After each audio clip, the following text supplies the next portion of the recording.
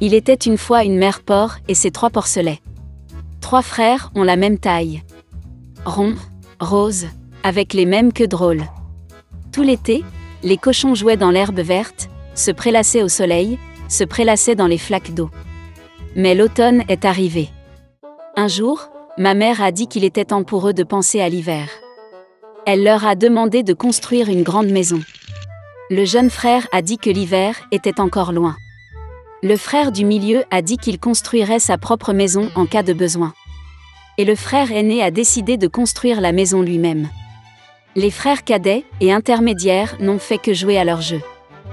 Il faisait de plus en plus froid chaque jour. Le jeune frère a décidé de construire une maison en paille. Le frère du milieu pensait qu'il ferait très froid dans la maison au toit de chaume en hiver.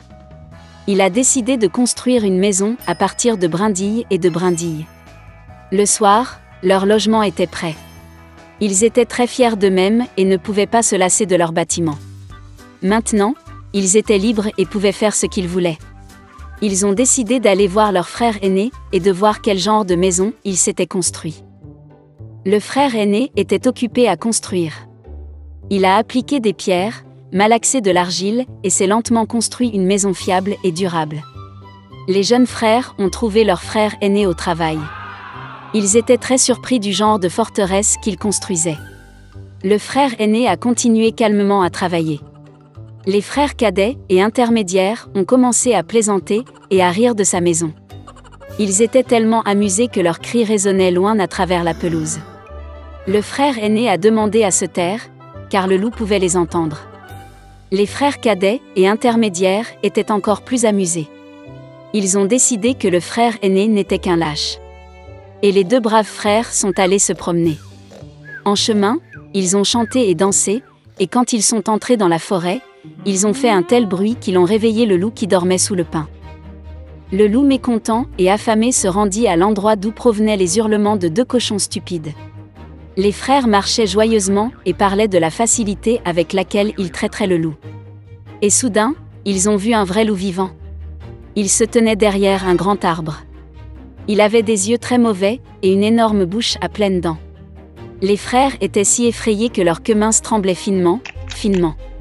Le loup se prépara à sauter, il fit claquer ses dents et cligna de l'œil droit. Les porcs reprirent soudain leurs esprits, hurlant à travers la forêt, se précipitèrent pour s'enfuir. Soulevant des nuages de poussière, ils se précipitèrent chacun dans sa propre maison. Le jeune frère a couru vers sa hutte au toit de chaume et a claqué la porte devant le loup. Le loup grogna et demanda d'ouvrir la porte. Le jeune frère, par peur, ne put prononcer un mot. Puis le loup a commencé à souffler. Le toit léger s'est instantanément envolé de la hutte au toit de chaume. Le loup prit une profonde inspiration et souffla une seconde fois, et la maison en chaume vola dans toutes les directions. Le loup était ravi, claqua des dents et se jeta sur son jeune frère. Mais le cochon esquiva habilement et courut. Il a couru à la maison du frère du milieu. Les frères réussirent à s'enfermer et se regardèrent avec consternation. Le loup s'est fâché et a commencé à souffler. La maison est légèrement de travers. Le loup a soufflé une seconde, puis une 3e, puis une 4e fois. Mais la maison était toujours debout. Le loup prit une profonde inspiration et souffla pour la 5e fois. La maison a tremblé et s'est effondrée. Une seule porte resta quelque temps au milieu des ruines. Dans l'horreur, les porcelets se sont précipités vers la maison de leur frère aîné. Le loup a couru après eux. Il était sûr que cette fois les porcs ne le fuiraient pas. Les porcelets se sont rapidement précipités devant le grand pommier sans même le heurter. Et le loup n'a pas eu le temps de se retourner et a heurté le pommier, qui le recouvrait de pommes. Une pomme dure le frappa entre les yeux. Une grosse bosse sauta sur le front du loup. À ce moment-là, les frères cadets et intermédiaires ont réussi à pénétrer dans la maison du frère aîné et à verrouiller la porte. Le loup courut vers la porte, grogna et demanda d'ouvrir la porte. Les jeunes frères avaient très peur et ne pouvaient rien dire en retour. Et le frère aîné savait que lui et ses frères n'avaient rien à craindre dans une maison en pierre solide. Puis le loup a aspiré plus d'air et a soufflé dès qu'il a pu. Mais peu importe combien il a soufflé, pas une seule pierre n'a bougé. Et puis il a levé les yeux, et a remarqué une grande et large cheminée sur le toit. Il monta prudemment sur le toit, et commença à descendre le tuyau. Les cochons ont entendu un bruissement. Le frère aîné a immédiatement deviné quel était le problème. Il se précipita rapidement vers le chaudron, dans lequel l'eau bouillait, et en arracha le couvercle. Le loup descendit la pipe et tomba directement dans le chaudron. Ses yeux s'agrandirent sur son front. Le loup échaudé s'envola, avec un rugissement sauvage, et se précipita dans la forêt. Et les 3 petits cochons se sont occupés de lui, et étaient heureux d'avoir si habilement enseigné une leçon aux méchants voleurs. Dès lors, les frères et leur mère ont commencé à vivre ensemble, sous un même toit.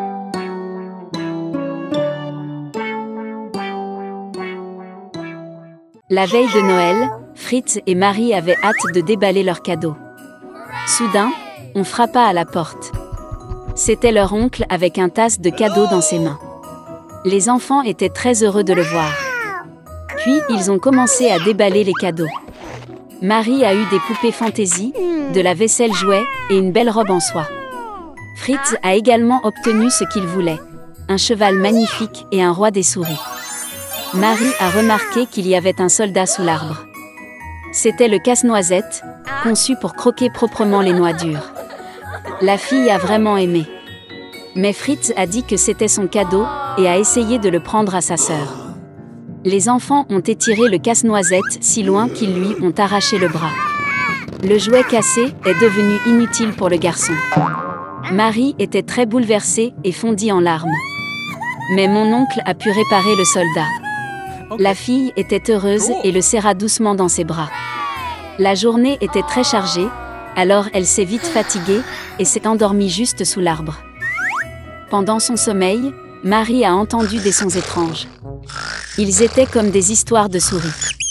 La fille ouvrit les yeux. Les objets de la maison semblaient beaucoup plus gros qu'ils ne l'étaient. Et l'arbre sous lequel elle s'est endormie est devenu absolument gigantesque. Marie se rendit compte que ce n'étaient pas les objets qui avaient augmenté, mais qu'elle avait diminué. Soudain, le roi des souris avec son armée apparut devant les yeux de la jeune fille étonnée. Marie avait très peur et voulait s'enfuir. Mais les souris géantes l'ont arrêtée. Et puis un miracle s'est produit, le casse-noisette a sauté sur ses pieds et a attrapé la fille. Ils ont instantanément grimpé dans l'arbre jusqu'à la bibliothèque, et le long de celui-ci sont arrivés aux jouets de Fritz. Il y avait toute une collection de soldats de plomb. Casse-noisette a appelé à l'aide. Les soldats ont immédiatement sauté sur leurs pieds et ont couru après lui. Casse-noisette a pris le commandement de l'armée, et les soldats ont commencé à combattre l'armée du roi des souris. La bataille entre jouets et souris était féroce. Mais, malheureusement, il y avait trop de souris, et l'armée de Casse-noisette a commencé à subir la défaite. Marie a vu cela et a couru hors de sa cachette. Elle a jeté sa chaussure sur le roi des souris et l'a frappé à la tête, et il est tombé au sol inconscient.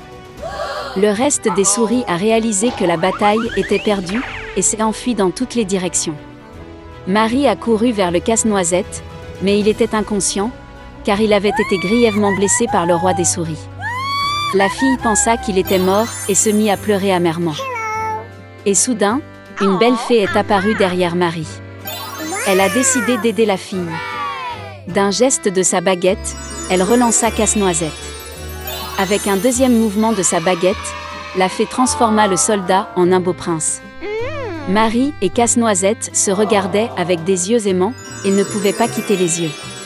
D'un geste de sa baguette pour la 3e fois, la fée a emmené le couple amoureux au royaume des bonbons. Les arbres étaient faits de bonbons et les fleurs de marmelade.